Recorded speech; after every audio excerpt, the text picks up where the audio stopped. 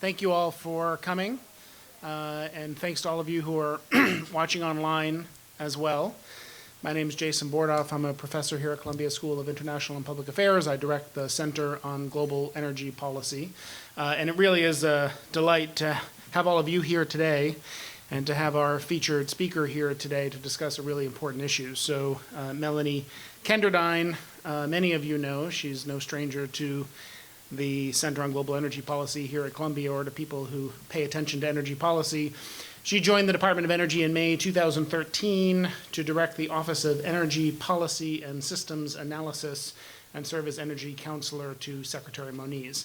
That sounds obscure and bureaucratic, but far from it. There are a few people in the Department of Energy who have as much responsibility, influence, involvement in just about every important policy decision that the Department of Energy makes. She has played a key role in a host of issues related to policy development analysis, including the Quadrennial Energy Review. One news story quoted a former DOE senior staff member as saying that the staff members in Melanie's policy shop are the rock stars of the Department of Energy. Oh, and and she was listed in the National Journal along with 2 cabinet members and 2 senators as one of the top 5 women who shape energy policy in Washington, D.C. And she's been with us before to speak about policy, but also to spend time with female students here as part of the Women in Energy program that we've created at the Center on Global Energy Policy. Prior to her current role at DOE, she helped to run the MIT Energy Initiative. Before that was with the Gas Technology Institute, and previously served in lots of senior roles in the Clinton administration in the Energy Department, and has been a great friend and counselor and supporter of what we're doing here at Columbia, and a great friend to me personally. The issue of water and energy and how they come together is enormously important. We recognize that based on what's happening in the world increasingly each and every day. It's an area that has attracted increased attention from policymakers, from researchers, from people in the private sector, and it's why so many people here at Columbia are spending as much time as they are on the issue, including the team at the Energy Center. So I'm really delighted to welcome Melanie here today to speak about it, and then to take some questions about not only this topic, but the state of energy policy more broadly, maybe what's happening in Paris, and a few other issues that are top of mind for lots of people. So I'll ask people to silence their cell phones. For those of you watching online, I'll remind you you're able to submit questions via Twitter at the hashtag CGEP events. Send them to @ColumbiaUEnergy. And we'll listen to Melanie and her presentation, and then we'll have about 45 minutes or so for conversation and discussion. So please join me in welcoming Melanie Kenderdine.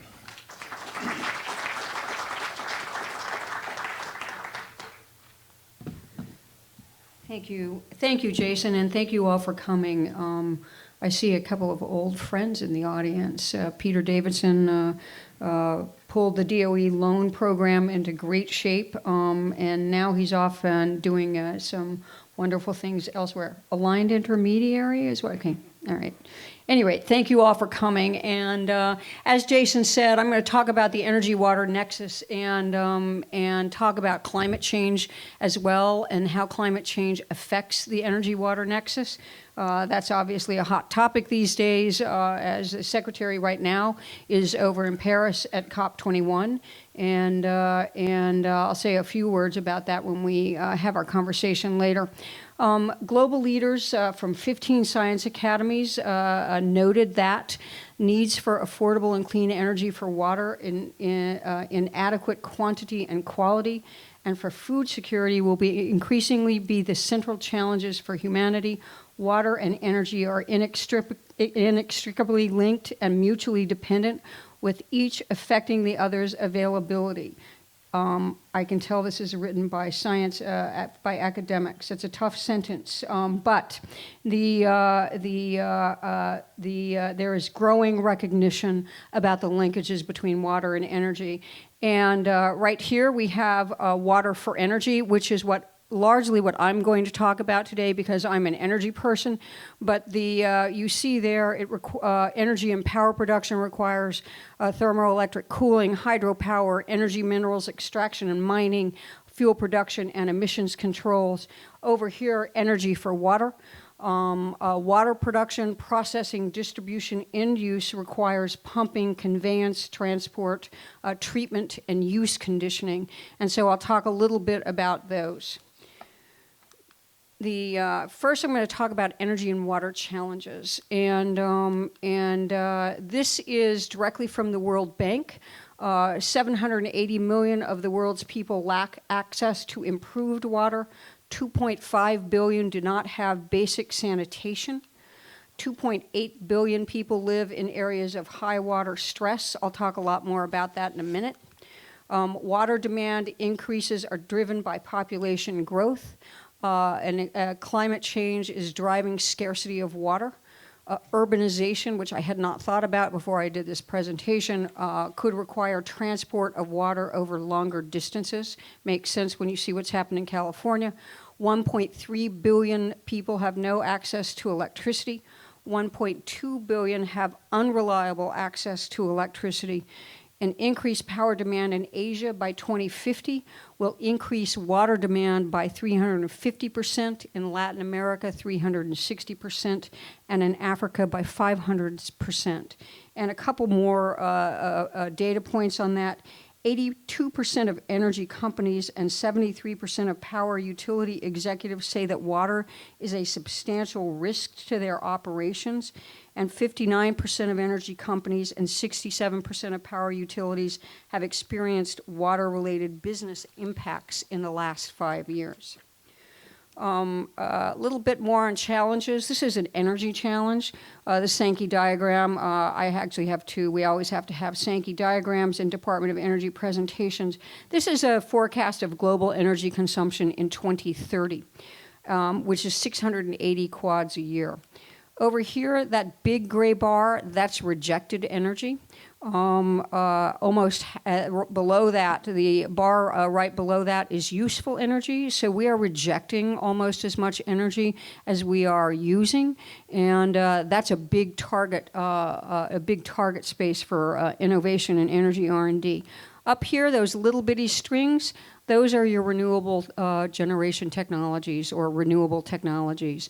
And those, you've got coal, natural gas, the great big bars, oil is obviously. And the point on that is that we have to convert all of those little tiny strings into the great big fat bars. And this, I remind you, is a 2030 forecast.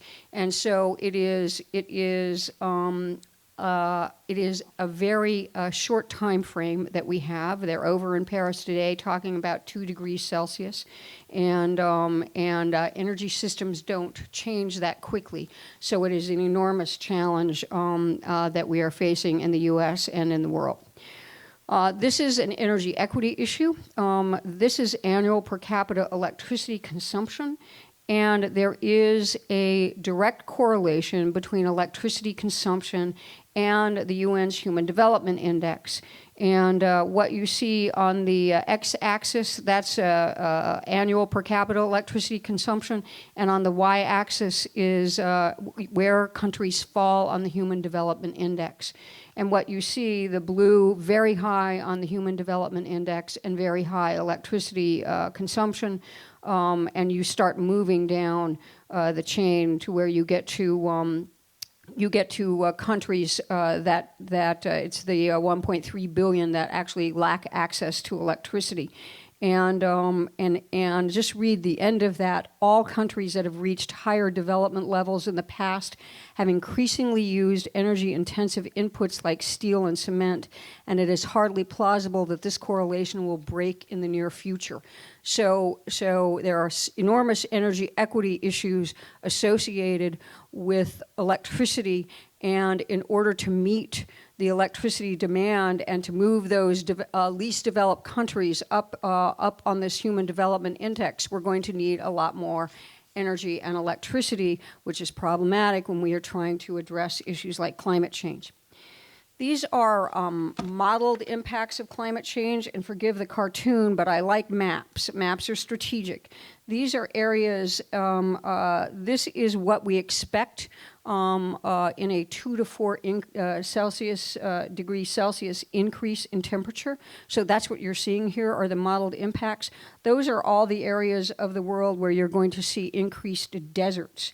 And according to the UN, these deserts put at risk the health and well-being of 1.2 billion people in more than 100 countries. As a result of increased aridity, for example, water availability in southern Europe is expected to decline by 20%. Africa, this will put 250 million people at risk of water shortages. This is where you're seeing the deserts grow and increased temperatures. You're also going to see increased wildfires. We already have. And I found this interesting when I was preparing for this talk.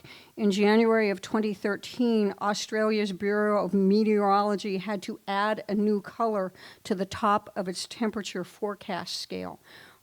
Because it's hot, and they have had enormous fires in wildfires in Australia, and we've had similar fires in the western United States.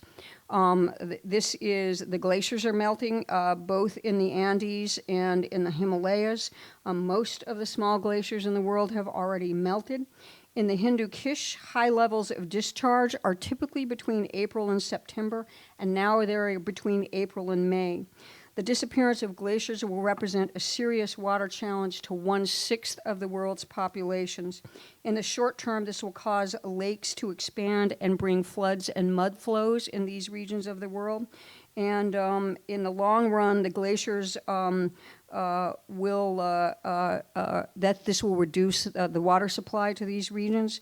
Also, South America and in Asia to some extent, South America gets a disproportionate amount of its electricity from hydro, and this will have a serious impact on hydro generation. I've been worried for some time that that is part of an adaptation strategy is dealing with those glaciers. You are going to see increased precipitation around the world. You're seeing areas where they expect increases, and we've seen this in this part of the country after Hurricane Sandy and in other places. Hurricane Sandy destroyed neighborhoods along the coast and killed 159 people and knocked out power to 8.6 million customers. You're going to see increased weather-related events. I'll talk about a little bit more about that in a minute. 5 to 10% increase in hurricane wind speed. You're also going to see increased flooding. We saw that in the Gulf of Mexico and in parts of Asia. And this is why I really wanted to show you this slide. These are the countries in the world where they grow the most. This is wheat, for example. So this is where your wheat crops are located. This is where your corn crops are located. Corn is the largest grain crop in the world, will be severely affected by climate change and water availability. And this is where rice is grown. And in Africa, agriculture is almost 95% rain-fed. And so if you see a reduction in precipitation, it's a serious problem for many parts of the world that are growing our grain. And let me just skip through this. You all know about Arctic sea ice decline and sea level rises. Going back to the grains. This is the impacts of water stress on global grain supplies. And these are 28% of the world lives in water-scarce countries. Experts estimate that by 2080, this number will climb to 43 to 50%. And what you're seeing on this map is the yellow are low to medium water-stressed areas. The orange and the red are high-stressed areas. And what you see, I have put where the wheat and the maize and the rice are grown, and almost all of it, with the exception of South America and you see extreme water stress by 2040. And so this is a serious problem with climate change and global food supplies. This is land use intensity by energy source. And people don't look at this very often. Huge issues in a place like Europe where you don't have a lot of land availability and huge population densities. This is square kilometers and terawatt hours per year is what you're looking here. So nuclear, you're getting the most power for the land use. Then you go all the way down there to electricity and biomass and biodiesel and corn. And for the amount of energy that you're getting, you need a huge amount of land compared to something like nuclear, coal, solar thermals, not very high, natural gas, et cetera, et cetera. This is water use for primary energy production. The dark green is withdrawals and the light green is consumption. And just a couple of points about here. Your lowest is conventional gas. That's at the very top here. Shale production is still pretty commensurate with coal. And even though there's a lot of talk about all of the gas that you use or the water that you use to produce shale gas, it's not showing up here. And again, you get down to the bottom of this graph and you see enormous amounts of water withdrawal and consumption for your for sugarcane ethanol, corn ethanol, and your biodiesels. This is changes in precipitation, and this is the percentage changes in the 21st century. And the red is a loss of precipitation of 40% by the end of the 21st century, and purple is an increase in 40%. And the one thing that jumped out at me when I looked at this map is the Mediterranean ring. If you look at the Mediterranean ring, it is amazing when you look at this modeling, and it's similar to the water stress map, although not exactly the same. But it's especially a concern to me when you look at current events, the war, the migration, the instability, and so the Mediterranean ring stands out as problematic, and you could already be seeing the impacts of climate change on some of the other issues that I just mentioned. Certainly migration is one of them, and we're dealing with that issue now. And this is per capita electricity consumption in the Mediterranean ring. I was interested in the immigration that we've seen. And what you see here, this is another energy equity issue. This is kilowatt hours, and you look at the northern Mediterranean, and you look at the southern Mediterranean. Northern Mediterranean is 3.8 times greater per capita consumption than the southern Mediterranean, but you look at Morocco, Tunisia, and Algeria and compare that to the northern Mediterranean, and you can see some of the issues that the energy related issues that we're dealing with right now. That provides me a nice segue to electricity. And as I said, I'm going to talk more about water for energy than energy for water because I'm an energy person. And so I wanted to focus a little bit on electricity. This is kind of a boring once through and wet tower or pond thermal generation technologies that people at MIT love. And this is just a schematic, and I just wanted to, these are two prevalent types of generation, and importantly, globally and in the U.S. Are the water withdrawals and consumption. In the U.S., this cooling accounts for about 40% of water withdrawals. So the types of technologies that we are using for generating power are very important for water. They're important. This is because these different types of technologies raise issues of competition between policy goals, and those are water requirements, energy equity, and climate mitigation issues. The once through that I just showed you, it's low water consumption, a mature technology, and low capital costs. A wet tower or pond is significantly lower water withdrawal, more consumption, and it's a mature technology. And then dry, which is zero or minimal water withdrawal or consumption, important new technology, but these are the numbers in the U.S. 43% of our generation is once through, 53% are wet tower or ponds, and only 4% are dry cooling or a hybrid of dry cooling. And the cooling towers for your wet tower involve 95% less water withdrawal. But they also consume more water, and they have capital costs that are 2 times as much as the once through. When you get down to the dry, which doesn't use, consume, or withdraw water, it's good for the environment and for water consumption, but it's 5 times, the capital costs are 5 times higher than your once through, and they are far less efficient. So that's where you start seeing competition between water and energy and impacts on climate change. When you have when you have less efficient power generation, you are contributing to greenhouse gases. And so there are issues here and trade-offs between these technologies, and sometimes competition between the goals of water scarcity and water abundance and climate change. And this is one of them.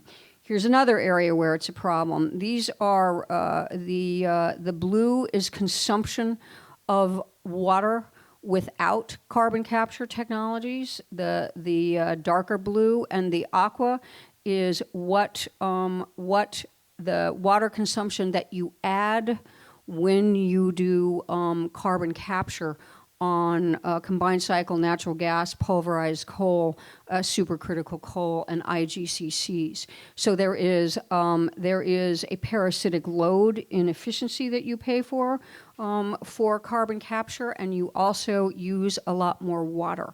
So another thing that if we want to do an all of the above energy strategy and use carbon capture technologies around the world, you need to figure out how to reduce your water consumption and your energy consumption for carbon capture. I'm going to talk now about, I mentioned the Secretary is in Paris today at COP21. Last Monday, a week ago today, the President went to Paris and announced an initiative called Mission Innovation.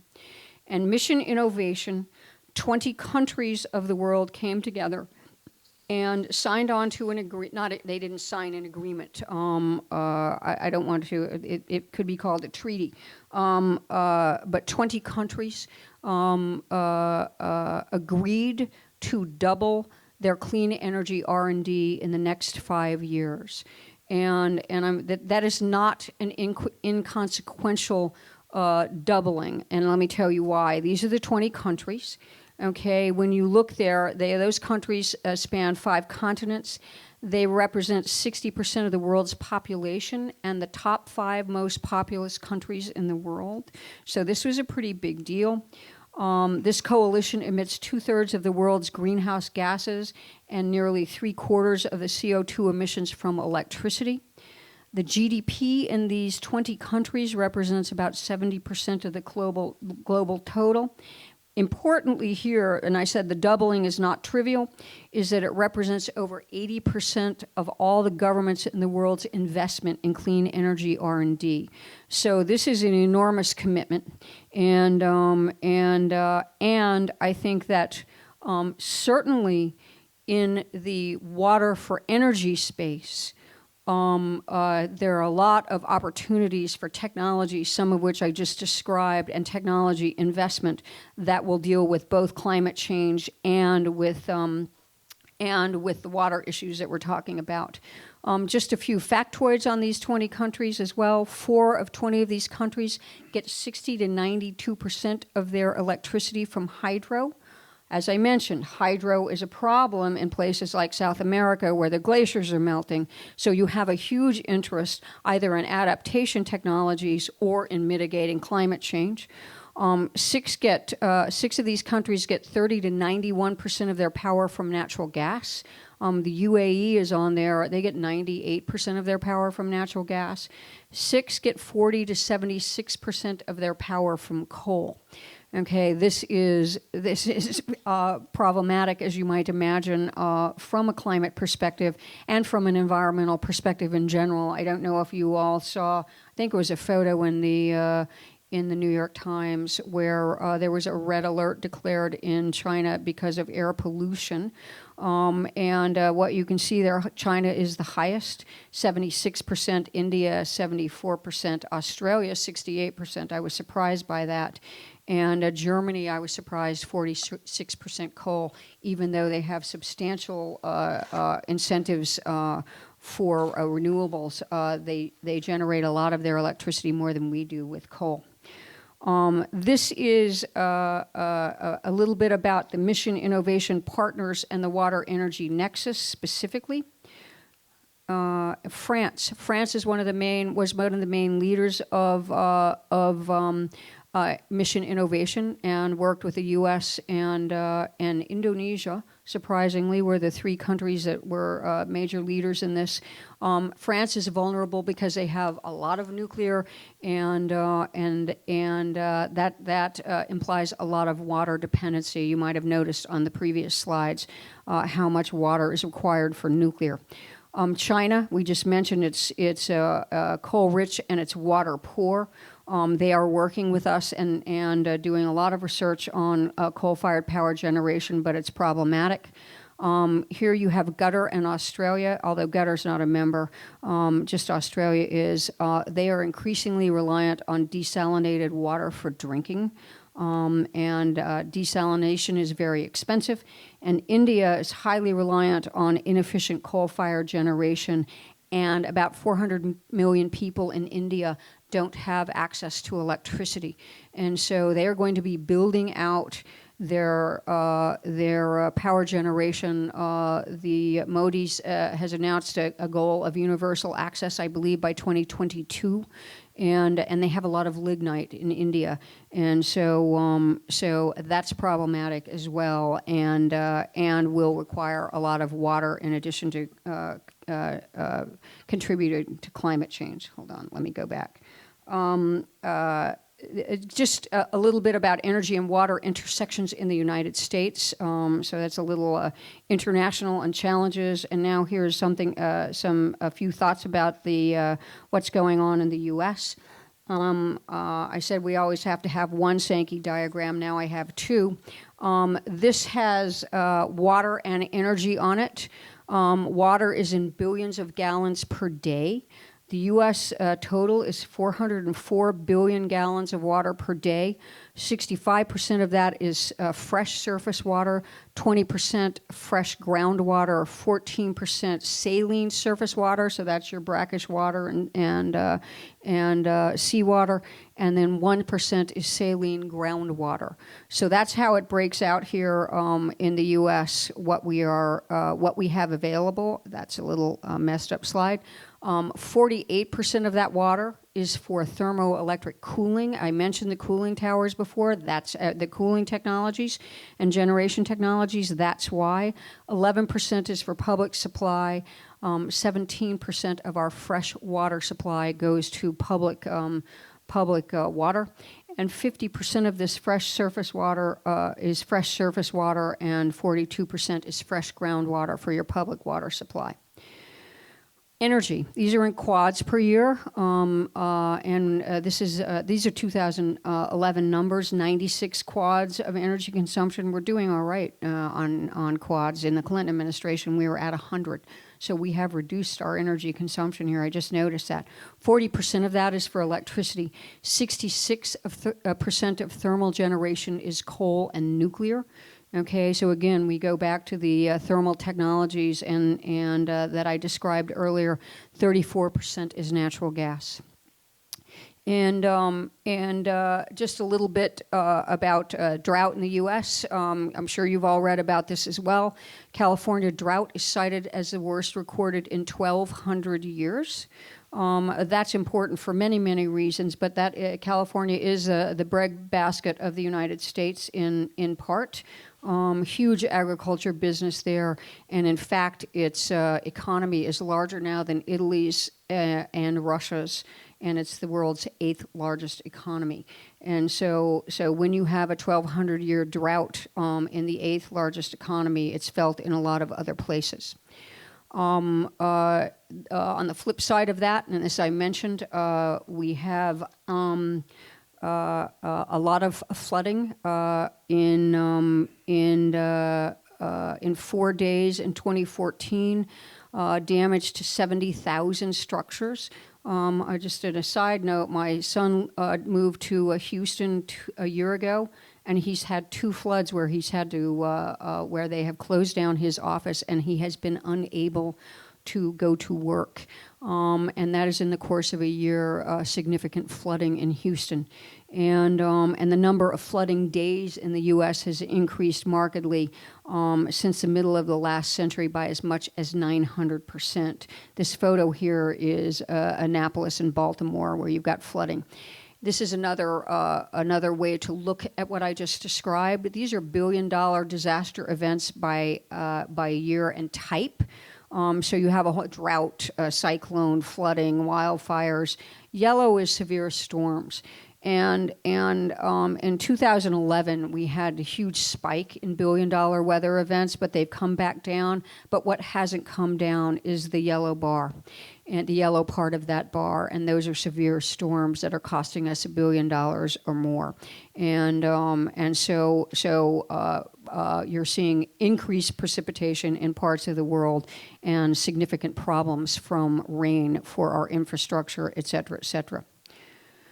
I mentioned earlier on the energy for water and water for energy, and this is a slide that is it's from the Quadrennial Energy Review. It's a study that my office did, and this was about shared infrastructure in ports and waterways. And I thought I would put this in here. One of the water for energy uses that I showed you earlier was transport and conveyance. And I don't think that people realize in the United States, I certainly didn't before I did this Quadrennial Energy Review, 15% of all our petroleum products consumed in the United States in any given year are transported on our inland waterways. The United States has the largest inland waterway system in the world. And when you have that much oil and petroleum products transported on those waterways, it is highly problematic when you have either droughts or floods. And it has been in the past. It will be in the future. And another thing, 55% of all U.S. waterborne cargo by weight is moving through these ports and waterways.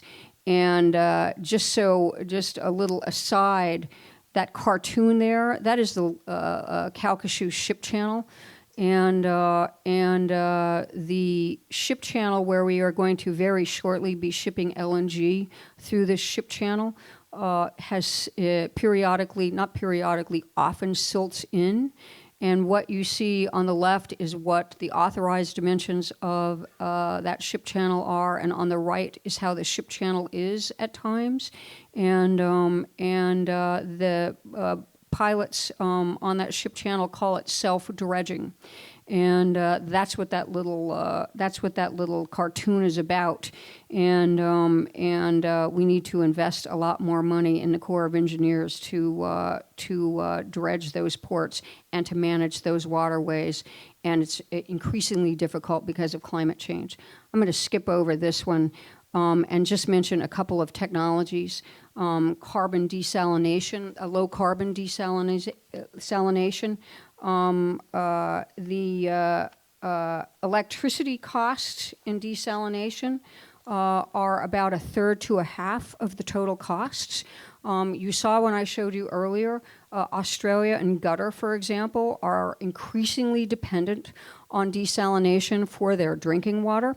And so this is one of the technologies that in a mission innovation type initiative, I would be investing in these advanced desal technologies in order to reduce those costs and deal with the precipitation shortages and water stresses that I also showed you in a slide.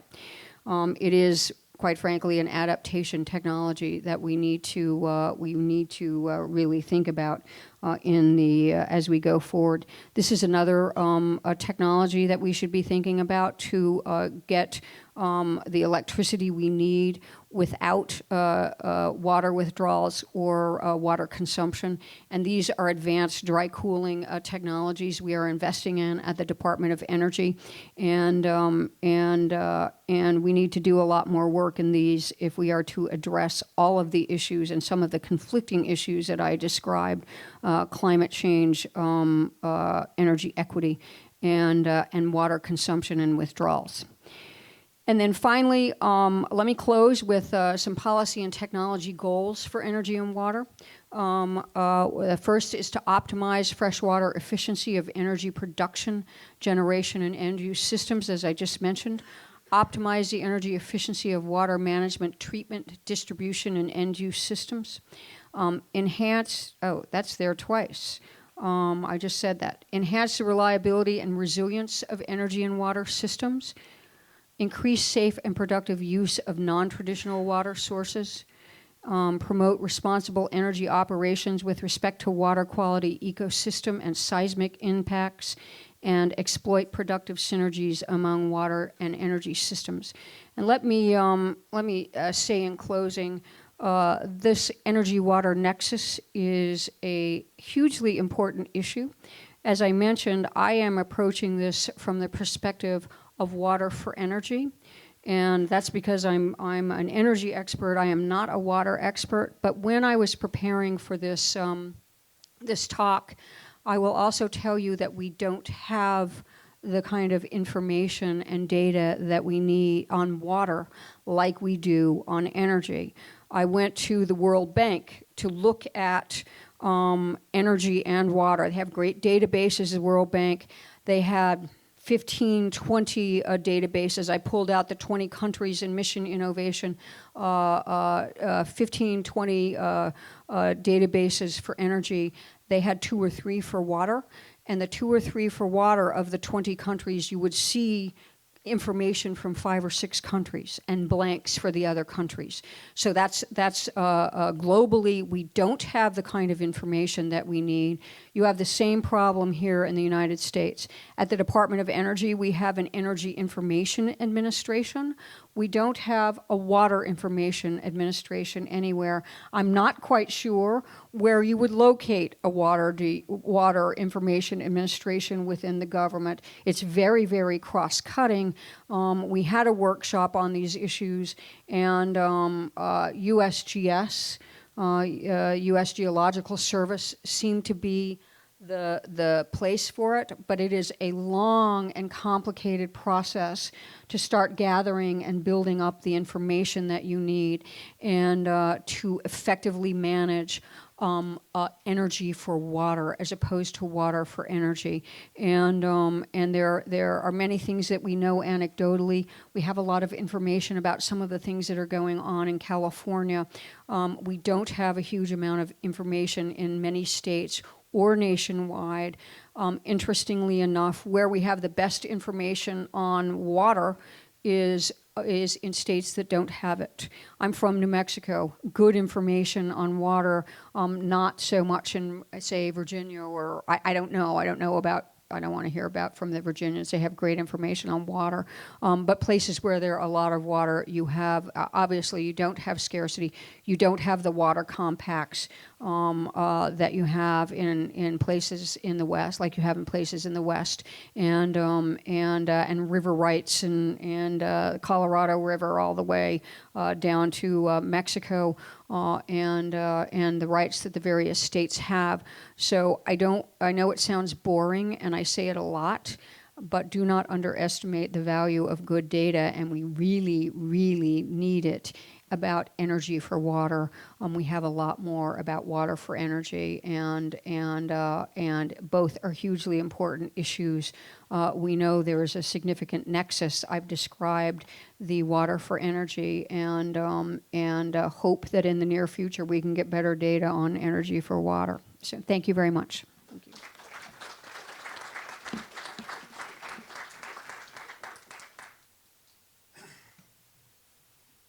That was tremendous. Thank you so much. Thank you so much, Melanie. A lot to talk about, and like I said, I want to make sure we have a couple of minutes too to look beyond water and talk about some of the other energy policy issues out there and take advantage of your visiting with us here at Columbia. But let me just ask, let me see how much, we have about a half hour for questions, and I'll ask a couple just to get the conversation going and then open it up to everyone here in the audience. And I appreciate the call at the end for good data and good research, the role that researchers at a place like Columbia can play in all this. But I mean, I think the slide you left up there is actually a really interesting one to sort of ask you a question or two about, because what we are doing here, particularly at the School of International and Public Affairs, where the Energy Center sits, is thinking about the intersection between the research on some of the core science issues and what the role of policy is. What do we do about it? So I'm curious, if you could say another word about that. When you look at something like this, if I see the penultimate bullet, right, promote responsible energy operations, well, there's a set of rules at the EPA or the Department of Interior or others and at the state level with regard to energy production to try to make sure that water resources are protected in that process. But when you think, I mean, you described a lot of different challenges, right? Stress on water resources from climate change, the water resources that are used for energy production, the energy that is used to develop water, like through desalination and other things. How do you, what do you see as the most pressing challenges that intersect with energy and water, and what's the role for government to address them? What policy issues do you think need to kind of be taken to the next level, and what's government's role in this challenge you described? I think that the one of the most difficult challenges, and I'm just going to talk about the U.S. here. We're working through Mission Innovation and other international organizations on some of the, and COP21 right now on policy issues. And so I'll just talk about the U.S. But I think that the competing objectives are the most problematic. You see where climate change is contributing to water scarcity, it's contributing to flooding, it's contributing to sea level rise, increased storms, et cetera, et cetera. And so obviously that is a huge problem. But you have energy equity issues. And you also, which I'm very concerned about, costs of energy, and for those that can least afford it in this country and around the world, or even access to energy. And so that we, but I also think that in the United States, our issues, both climate and energy, are very regional. And that we need to be looking at, have a regional focus on a lot of what we're doing. And we spend a lot of time in my office working with the states and trying to accommodate and replicate good state policies. And I can tell you from where I sit as a policy person, a lot of the technologies that we might use to address climate and reduce water consumption are completely, they are impeded by some of the jurisdictional issues that we deal with, and we cannot take full advantage of the technologies that we have because of how our electricity and energy markets are organized. And so I would start trying to break down some of those barriers by developing a more regional focus on some of our solutions. I'm going to turn to my colleague Nicola de Blasio from the Energy Center in a minute, but just to broaden the lens on, you talked about the announcement of R&D made at the COP meeting in Paris, both private sector funds with Bill Gates and several other leading philanthropists, and then also from governments. Can you just say another word about how, if the U.S. government were to double spending on energy R&D, that's a large dollar amount for around $4.5 billion, how would it do that? Do you have any sense yet about how some of that money would be spent, or what areas it would be spent in, and are there intersections there with kind of the water issue? You mentioned Bill Gates, and I actually forgot to mention Bill Gates. That's what happened when I went away from my handwritten notes. Bill Gates, when the president announced Mission Innovation in Paris a week ago, which was countries and their commitment to R&D, Bill Gates organized a group of private investors, 28 private investors from 10 different countries who are very interested in patient capital. They want to come in, make money off technologies, and that come out of an increased pipeline. If we put more money in the federal government, we'll have more projects coming out of the pipeline, and so they are very, very interested in that, and they agreed to invest in the government R&D projects that come out of the government pipeline in the countries that are participating in mission innovation. But I don't want to in any way imply that that's a closed loop. A lot of the technologies that we would develop have, like carbon capture and sequestration, those are as important, if not more so, in a place like India than they are in the United States. Although CCS might very well be a regional solution in the Midwest, where they have a lot of coal-fired power generation. That's what I mean by regional solutions. So we are very excited about their interest in this kind of patient capital and paying a lot of attention to what's coming out of the government. They don't get special access, and all investors are welcome. But the Gates Group and the governments that got together recognize that if we are to keep temperature rises within 2 to 3 degrees Celsius by the end of the century, we need to accelerate what we're doing in innovation. So that's what this is all about. And I would say a couple of things. I like the dry cooling technology that I showed you. Another thing that I think is we really, really need is to invest in utility scale storage. Storage technologies, because you will always have the problem of intermittency with your renewable, with wind and solar, certainly, if you don't solve the storage problem. So those are a couple of areas where increased government investment will create more options for the private sector to commercialize. And so those are a couple areas where I invest. Great. Well, on the R&D topic, too, you called out Peter Davidson earlier, non-resident fellow at the Energy Center, ran the DOE Loan Guarantee Program, so maybe he'll step to the microphone and offer a word, too, on how those funds could be deployed. So, Nicola, do you want to come in? Yes. So, Melanie, the question I have is that it's very true. It's all about regional. If you think about globally, I think it's 70% of the water, fresh water, is used for food production and only 20% for energy. And in the US, it's totally different. But then there are also cases where, and I'm thinking of, for example, dams, where you have fresh water induced stresses by the energy demand that happens somewhere else. And how do you think governments could define policy to address this issue? To address dams and hydro? Well, the fact that you have water stresses away from where you have the energy demand. Well, I mean, that's a fairly universal problem you have with a lot of energy. You have the same problem with transmission lines. Yes. You have the same thing with pipelines and transit countries, where the infrastructure, the delivery infrastructure for energy, is crossing regions of a country or a state or the world that have no vested interest in the product. They're not getting the advantages.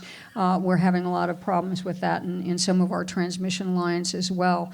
I think that's a problem for governments to work out. It is not easy, and you have to figure out some benefits for the transit areas, quite frankly, and or the regions like in China where they are protesting some of the dams, et cetera, because they are not benefiting from it, and it's going to urban areas. It's also a problem with urbanization, where your energy is in remote areas, and it's a real problem in India. Their best solar resources are far from their energy demand, and so it's a package of incentives that you've got to work through. But most of those are specific to a government and internal to a country, and then you get cross-border pipelines, which is another problem entirely, and some of them take years and then don't go anywhere. So I've worked on a few of those myself. So I have a lot of questions, but there's so much expertise in this room that I want to make sure to leave enough time for all of you to ask questions. So there's a microphone in the middle of the room, and if people could stand up and identify yourself, ask please brief questions to make sure that we get as many as possible, and we'll give Melanie a chance to respond. Vasily Ftanakis, Columbia University, Director Center for Life Cycle Analysis and Engineering. And allow me a comment and a question. Actually, I'm an energy to water guy too, having worked in solar for very long. And I have been looking into the potential for solar energy and wind into desalination.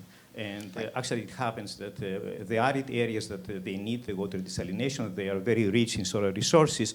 I've been looking into cost and so on, and I've seen that actually the least expensive desalination these days about 53 cents. 53 cents per cubic meter.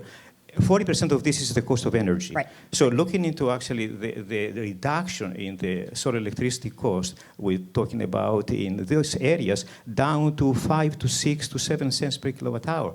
We're talking about if we implement solar with some solution for variability, intermittency, with storage for water and so on, we can get the cost down to 20, 30 cents per cubic meter. That is close to water management over relatively long distances. So I'm really actually enthusiastic about the potential you mentioned that you have in your funding the water desalination areas, several of those. The question is, do you think that there is a need to support international research on that?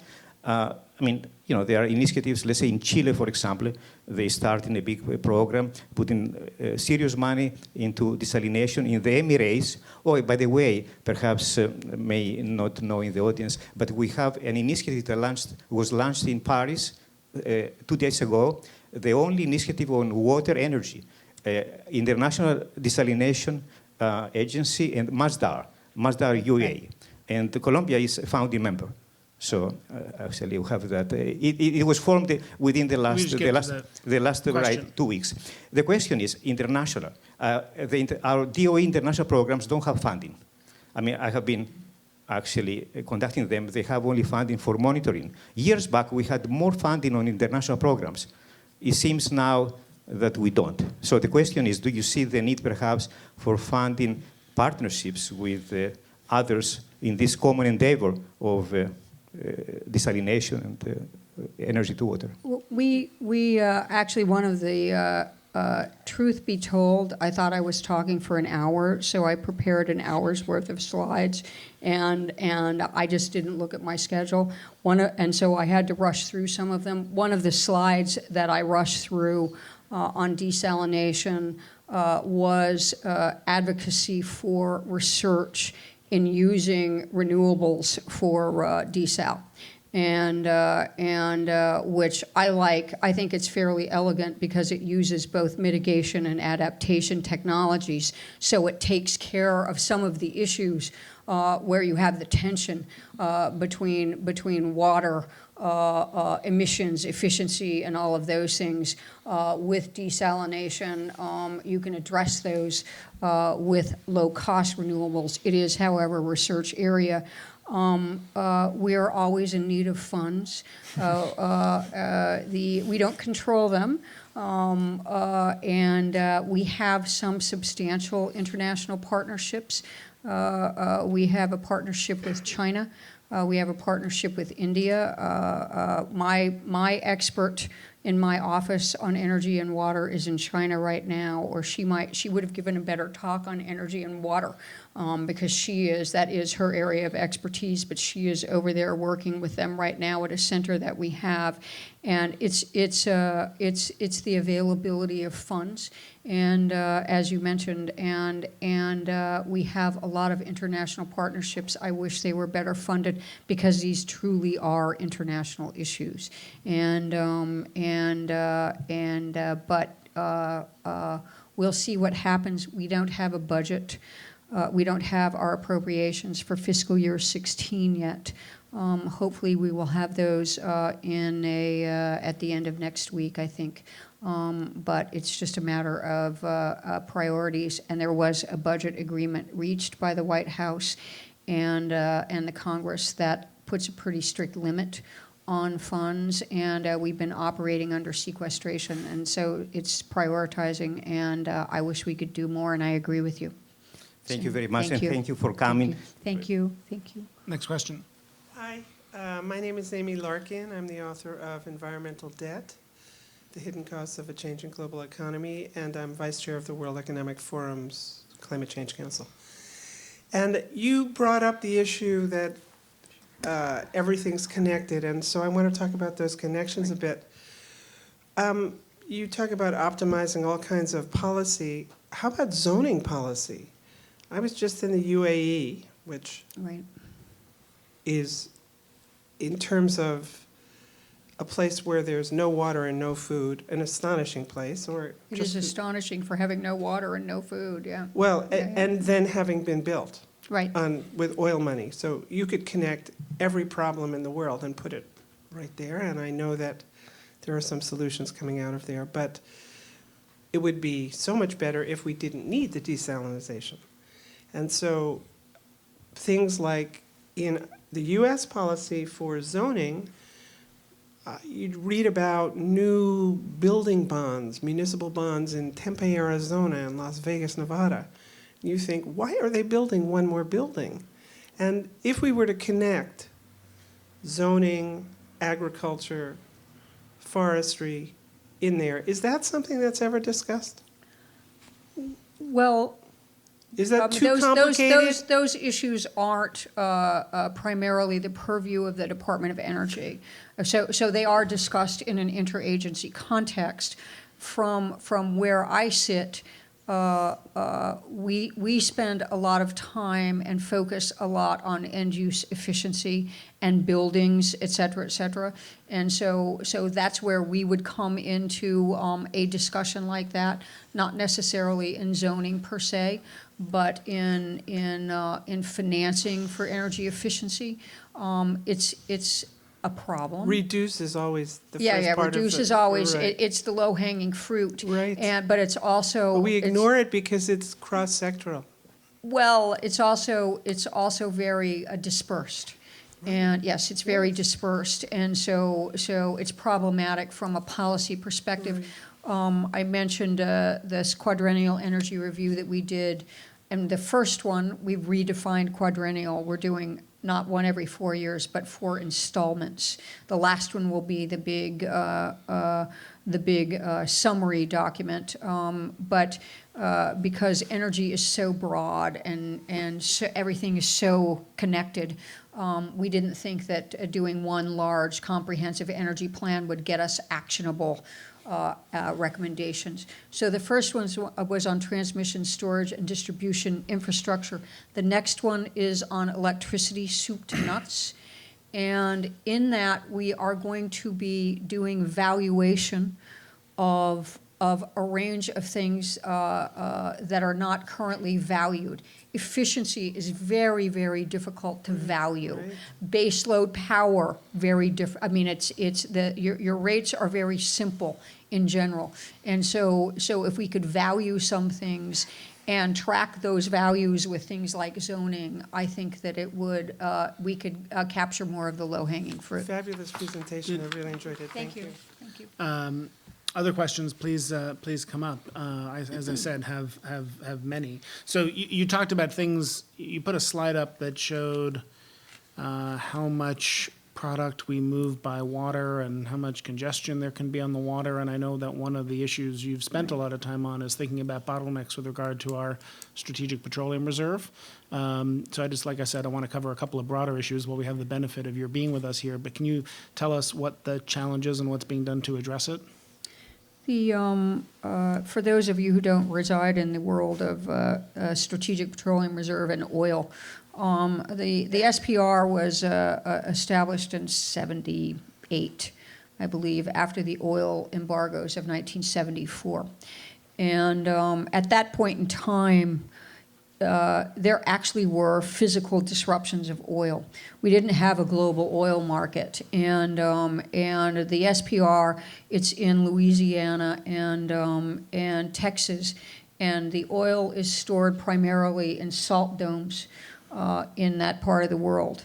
And the SPR was designed to move oil from the Gulf of Mexico up to the refineries in the Midwest in the event of an actual physical disruption of oil. Well, now you fast forward 40 years later or so, and the Midwestern refineries are very, very well supplied by Bakken and Canadian oil. And so they don't need SPR oil. And there's now a global oil market. And in a global oil market, the law for the SPR says that the purpose of the SPR is to mitigate harm to the U.S. economy from an oil disruption. And harm to the U.S. economy now is if you have a huge price spike or price volatility because there's a global oil market. And so we have to look at the Strategic Petroleum Reserve in a very different way. It's 700 million barrels of oil that's sitting in the ground. And because we have our oil profile has changed so dramatically just in the last 10 years. We're now the largest oil and gas producer in the world. When I was there in the Clinton administration at the end, we were going to be importing gas. We're now exporting gas. But all of that oil is still moving into the Gulf of Mexico. Over 50% of our refining capacity is in the Gulf of Mexico. And the Strategic Petroleum Reserve shares infrastructure with domestic commercial operators in the Gulf of Mexico. And so we started to see problems in the Libya, when we used the SPR in Libya, that we could actually distribute oil from the SPR, its distribution system, but we were shutting in our own production because there's so much competition for commercial space pipelines. Some of the pipelines have been reversed to accommodate new production areas. And so we have been working, I've talked to Jason a lot about this, working to modernize our Strategic Petroleum Reserve by putting new dedicated docks to get that oil out onto the water, which is where you need it. And I think have about $2 billion to do that to help protect the U.S. economy. So, Peter. Hi, Peter. Good to see you, Melanie. Good to see you too. So 2 questions. First, a lot of great data and charts here. So I'm wondering, is that publicly available, like the quadrennial energy? As soon as I review? go through and put all of the citations on there, which I was just working on them over the weekend, and I will make it available. My staff always has to go through and find the citations after, Well, also after maybe just- most of them have them, but And yes. maybe everyone should just know about the quadrennial energy review is available. Right, Right. Okay. great. Right. So- Okay. So then the question, on the energy side, we spend a lot of time thinking about putting a price on carbon. So cap and trade or carbon tax, which we always think about for energy. I'm just wondering, has the analysis been done on were there to be a carbon tax, what the impact is on water usage, and how that contributes to the whole debate about the carbon tax? It's funny because I think you would probably, we haven't done that, okay? Maybe somebody has, I haven't.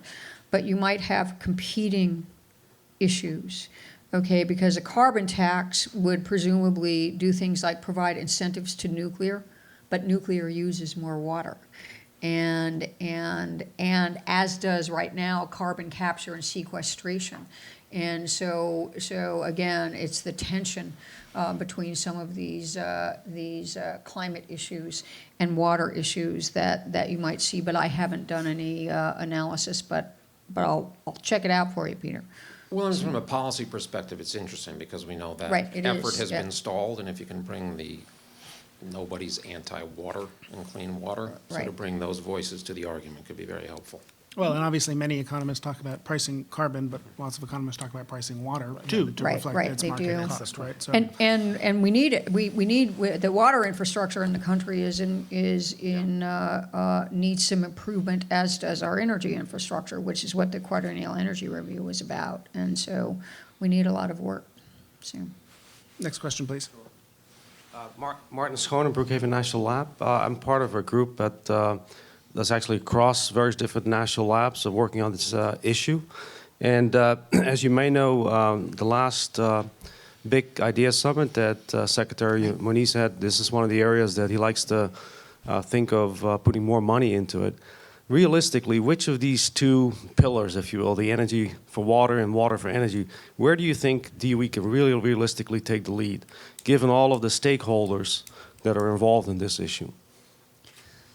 well, I mean, again, my focus is water for energy, and I think that's more in the Department of Energy's lane.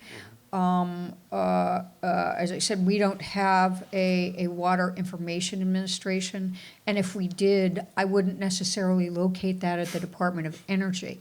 Okay, and I would view energy for water as another demand.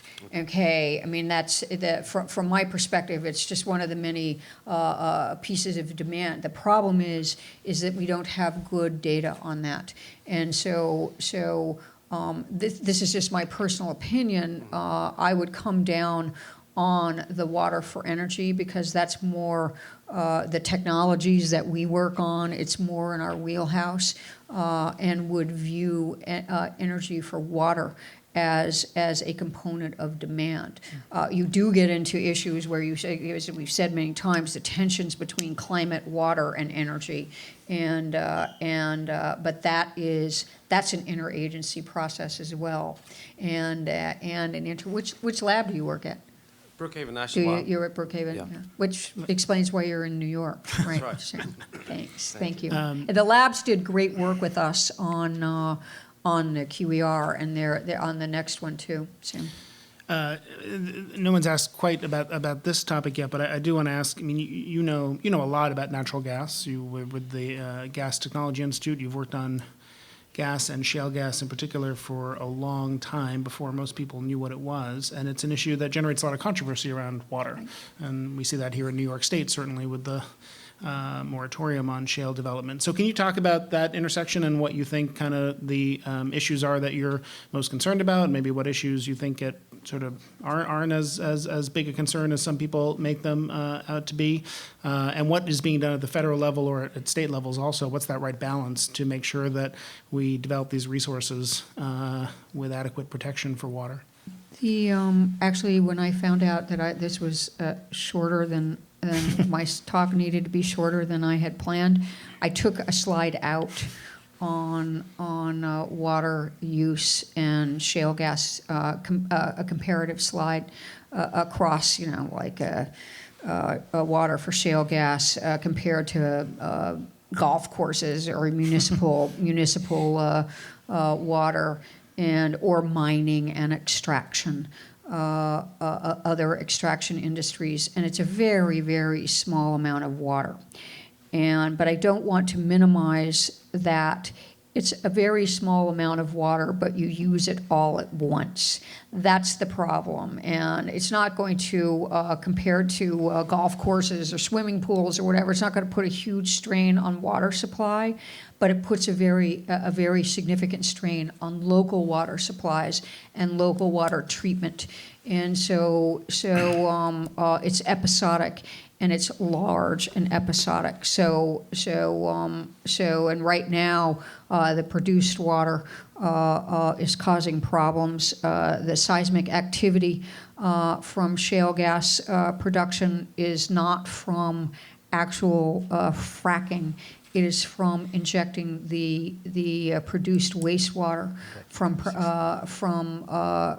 drilling a well, where they aggregate large amounts from many wells. They aggregate it in one location, and that's where your seismic issues are that's where you're having problems, not from fracking itself. And there is the National Academy has looked at that and developed some guidelines on where you should be fracking, where you should be disposing based on seismic activity, and so you do have to dispose of that water. You have to dispose of water from any kind of oil or gas production, and so it's just an issue that has to be dealt with. So the takeaway from that seismic concern is to therefore inject in different certain places but not others, do more recycling of water, is that? Yeah, more recycling. You want to recycle so that you can use that water, and it's a desalination process in and of itself. That's another area where you would want to lower the costs of that. So that you can reuse that water. That's certainly a solution. You don't want to be disposing of large amounts of water in seismically active areas, and that's what the guidelines were for the National Academy, and the when I've always thought on fracking that you have to know a little bit about the structure of the U.S. industry. When the technologies were developed to actually do hydraulic fracturing, the super majors had gone offshore and around the world. They weren't producing gas here at home other than offshore because it wasn't economic. The conventional wells were not as productive. And so it was the smaller independent producers that picked up the technologies and diffuse those technologies into the marketplace. Now the super majors have now moved back into shale gas development, but I think it was that period of time when it was small independent producers that were kind of overwhelming what were rural areas, and there were significant impacts on local water treatment systems, on local roads, et cetera, and I think that we underestimated the impacts of that development on communities.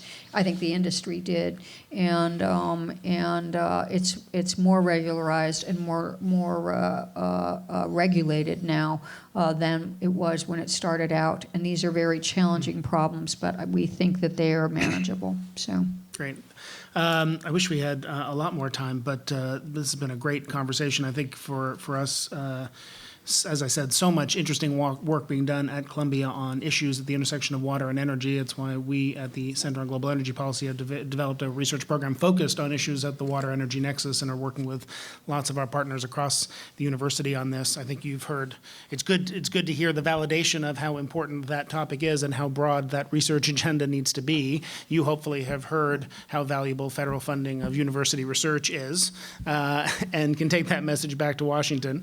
But we hope we can keep in touch on this and continue to produce work that's valuable to policymakers, and really appreciate your spending time with us to let us know how folks in Washington and at the Energy Department are thinking about this. So please join me in thanking one thing on that. One thing on that.